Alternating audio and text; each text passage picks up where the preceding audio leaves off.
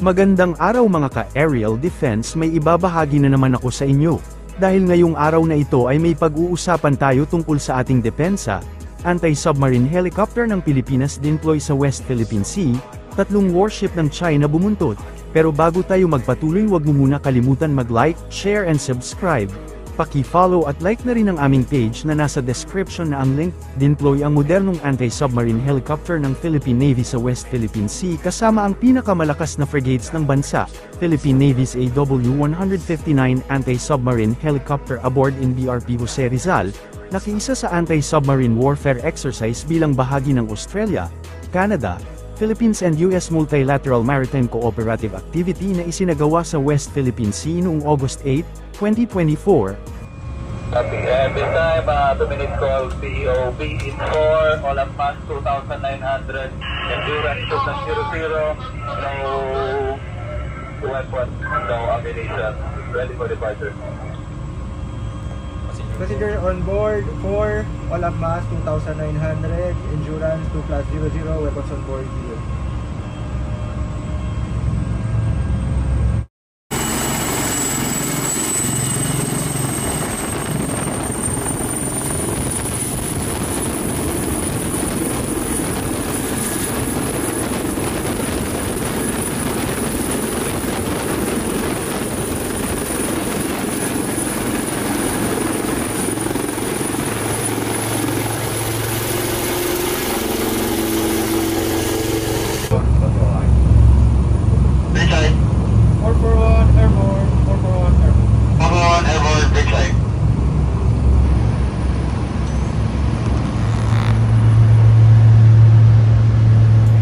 Tatlong barkong pandigma naman ng China ang namonitor sa pinagsamang petrolya ng bansa noong Miyerkules kasama ang United States, Canada, at Australia sa West Philippine Sea.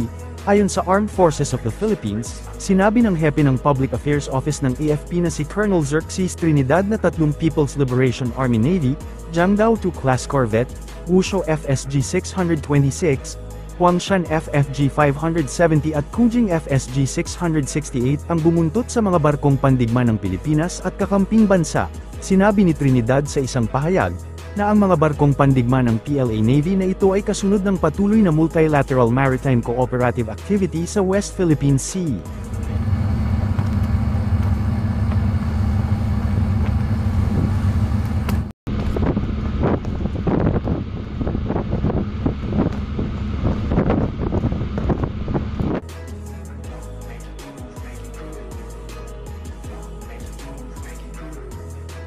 Kasama sa contingent ng AFP ang BRP Jose Rizal na may AW-159 anti-submarine helicopter at ang BRP Ramon Alcaraz PS-16, habang ang Estados Unidos ay nagpadala ng USS Lake Erie CG-70 at isang Sikorsky MH-60R Seahawk helicopter.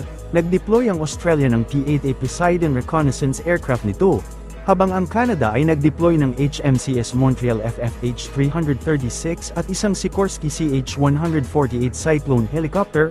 Tinapos ng Pilipinas, sa pakikipagtulungan sa Australia, Canada, at United States, ang multilateral maritime cooperative activity sa West Philippine Sea ngayong araw, kasunod ng serye ng joint exercises na isinagawa ng kani-kanilang sandatahang lakas. Itinampok sa 2 araw na ehersisyo ang iba't ibang aktibidad na nagpapakita ng mga naval at air asset ng 4 na kalahok na bansa. Ang mga aktibidad na idinisenyo upang mapahusay ang interoperability at kooperasyon ay isinagawa ng 4 na sandatahang lakas. Sinabi ng AFP sa isang pahayag na inilabas ni Public Affairs Officer Colonel Xerxes Trinidad, na ang ehersisyo ay naglalayong din na palakasin ang pangrehiyong seguridad sa Indo-Pacific. Binigyang diin ni AFP Chief of Staff General Romeo Bronner Jr. ang kahalagahan ng ehersisyo sa pagpapaunlad ng kooperasyon sa pagitan ng mga kaalyado at mga internasyonal na kasosyo sa pamamagitan ng multilateral maritime cooperative activity.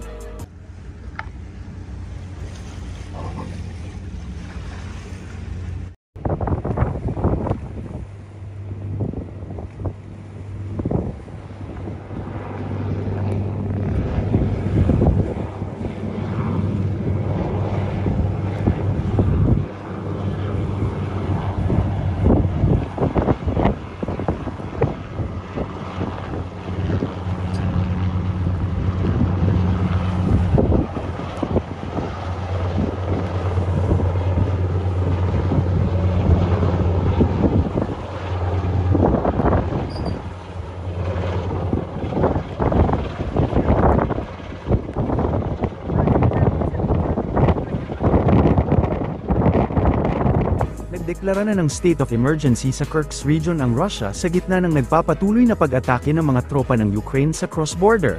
Ayon kay Acting Regional Governor Alexei Smirnov, kailangan ng naturang hakbang para maiwasan ang consequences ng pagsalakay ng kalaban na puwersa sa kanilang rehiyon. Batay naman sa Russian officials, nasa 5 sibilyan na ang nasawi habang 31 ang naitalang sugatan kung saan 6 dito ay mga bata mula nang magsimula ang naturang pagsalakay ng mga tropa ng Ukraine. Sa ngayon wala pang inilalabas na opisyal na pahayag ang Ukraine sa naturang insidente at ang lawak ng incursion ay hindi pa malinaw sa ngayon. Una nang iniulat ng Moscow na noong umaga ng Martes, aabot hanggang 1,000 tropa ng Ukraine kasama na ang 11 mga tangke at mahigit 20 armored combat vehicles ang pumasok sa Russia malapit sa town ng Sudza, Moscow. Nag-issue din ng ilang serye ng air alert sa Kursk at naobserbahan din ang mga usok na tila mula sa mga pag-atake mula sa ilang lugar sa rehiyon. Iniulat din ng Kursk governor na libu-libong katao ang inilikas mula sa border areas. Событий в Курской области, как известно, киевский режим предпринял очередную масштабную провокацию, ведет неизбирательную стрельбу из разных видов оружия, в том числе ракетного, по гражданским зданиям, жилым домам, машинам скорой помощи.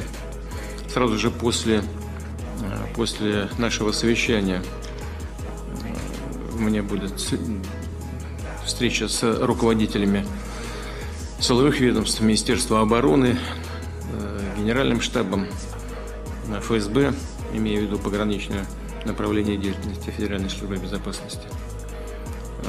И заслушаю очередной доклад коллег по тому, что происходит в Курской области. 30 минут 6 августа подразделения Вооруженных сил Украины численностью до 1000 человек перешли в наступление с целью захвата участка территории Судженского района Курской области.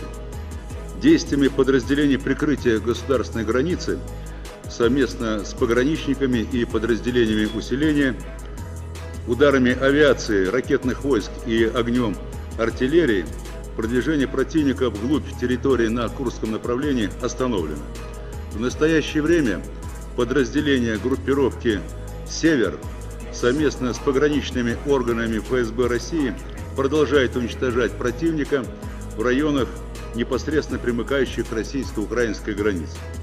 Потери противника составили 315 человек, в том числе не менее 100 убитыми и 215 человек ранеными. Уничтожено 54 единицы бронированной техники, в том числе 7 танков. Операция будет завершена разгромом противника и выходом na gosdarственную границу. Para sa mas madaming update tungkol sa ating depensa, paki-follow at like muna ng aming page na nasa description na ang link. Huwag mo na rin kalimutan mag-like, share and subscribe. Pindutin mo na rin ang bell para updated kayo sa aking mga bagong video. Maraming salamat po.